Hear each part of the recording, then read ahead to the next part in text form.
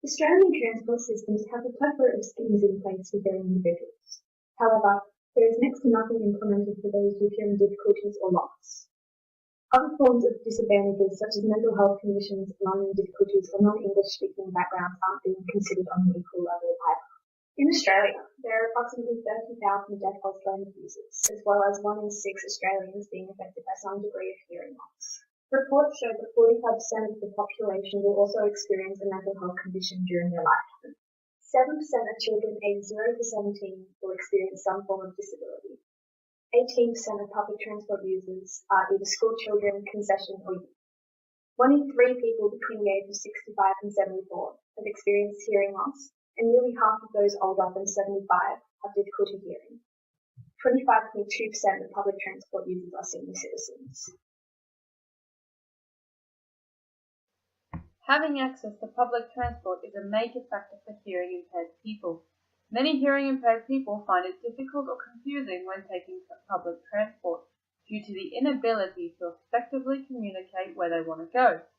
This also extends to not being able to hear what is being said over announcements. Transport New South Wales follows the Disability Standard for Accessible Public Transport 2002. Though within New South Wales there is little to no assisting technology that is designed to help hearing impaired people on public transport. There are some visual aids and the use of hearing loops in newer trains, but that is where the help stops. Most of New South Wales are servicing older trains that have no hearing loop system and no visual aid. All buses in New South Wales do not have any form of visual or hearing aid. The only other transport, such as airports, train stations and ferries, have visual aids, but only in major cities.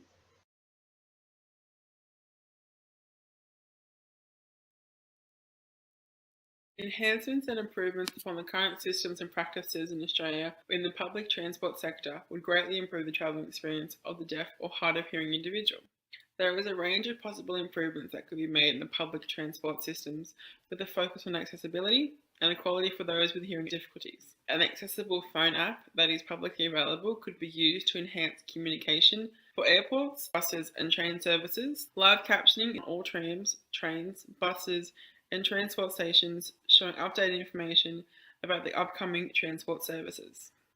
It is important that this service is maintained and updated regularly, plus available on all transport services regardless of how remote the area is. This attitude should be adopted to update and expand loop systems and employee training catering to deaf or hearing impaired individuals. Another possible solution could be the implementation of a coloured light system that includes a colour key to show individual stops on vehicles and train stations, which would eliminate the need for announcements.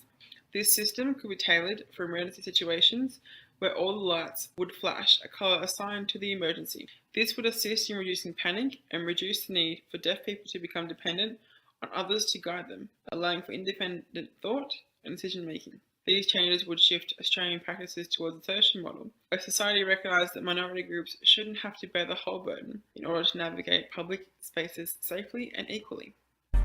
There's not enough visual signs at public transport locations. The bill that we're putting forward is not only to improve our access, but the wider community, in meaning captions at any announcements at train stations or bus stations or any other places where public transport is given in Australia. If these strategies were implemented on transport services, it would not only improve deaf people's independence and travel experience, but also the wider community as a whole, especially those with disabilities and those with a non-English speaking background.